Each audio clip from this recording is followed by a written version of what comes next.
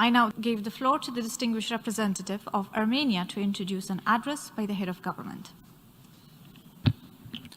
Madam President, I have the honor to present the pre-recorded statement by His Excellency Mr. Nikol Pashinyan, the Prime Minister of the Republic of Armenia. Thank you.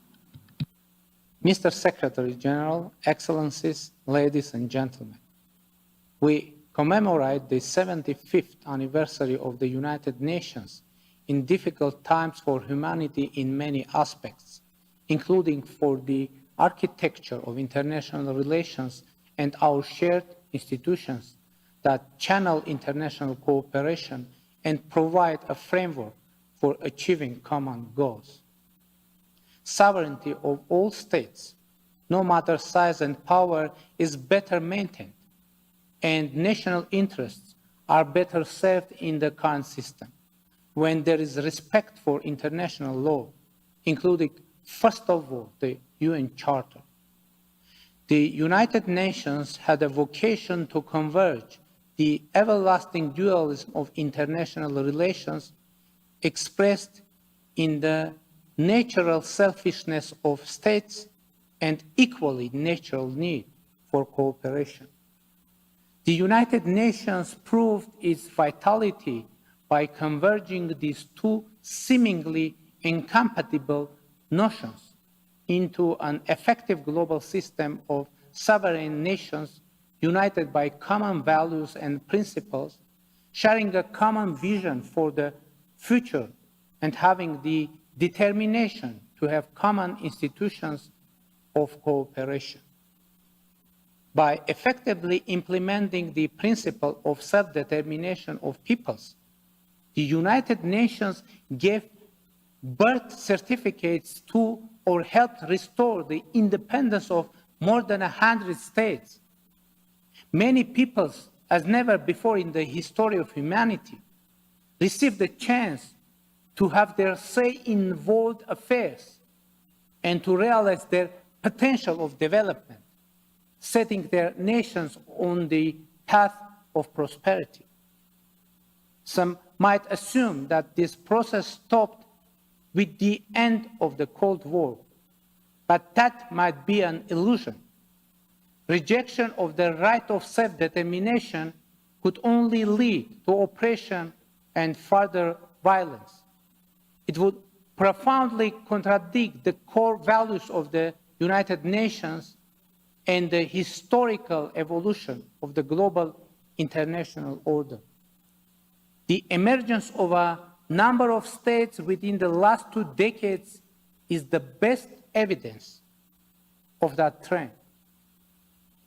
Another core value of the United Nations system is the prohibition of threat of force or use of force in international relations, which is a central pillar for the preservation of global peace and security and a major prerequisite for sustainable development.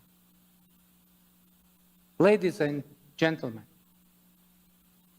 global challenges sometimes cause oscillation between international solidarity and self-interests, hesitation and even disappointment in multilateral institutions, as illustrated by the drastic situation caused by the COVID-19 pandemic and its grave social economic consequences.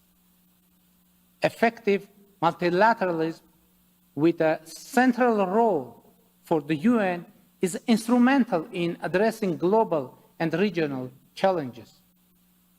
Multilateralism is not mere arithmetic for counting the involvement of more than 2 parties.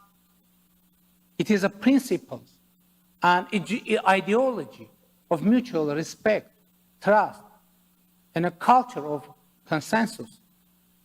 Likewise, the UN is not just its 193 member states.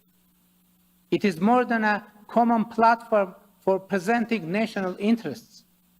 It is also a framework to shape common interests, to listen and consider every voice from all over the world. The UN is also about the protection of human rights and the universality of their application. Security is not possible without respect for human rights. Ladies and gentlemen, today, just like 75 years ago, the core task of the UN is to provide peace and to promote solidarity and cooperation for sustainable development. In these challenging times, in many parts of the world, including in our region, reckless revisionists are trying to score from the perceived weakness of the international order, posing a real danger to international peace and security.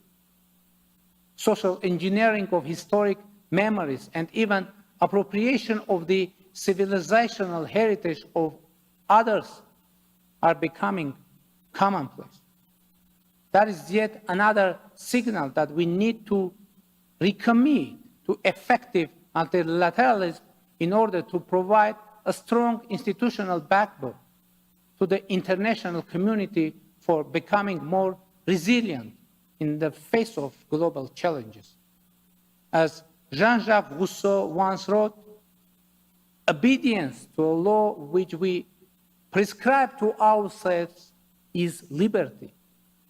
As I congratulate all of us on this occasion, I would like to reiterate Armenia's strong determination to join the common efforts aimed at achieving a better international order based on international law and the shared values of freedom and justice. Thank you for your attention. I wish to thank the Prime Minister of the Republic of Armenia for the statement just made.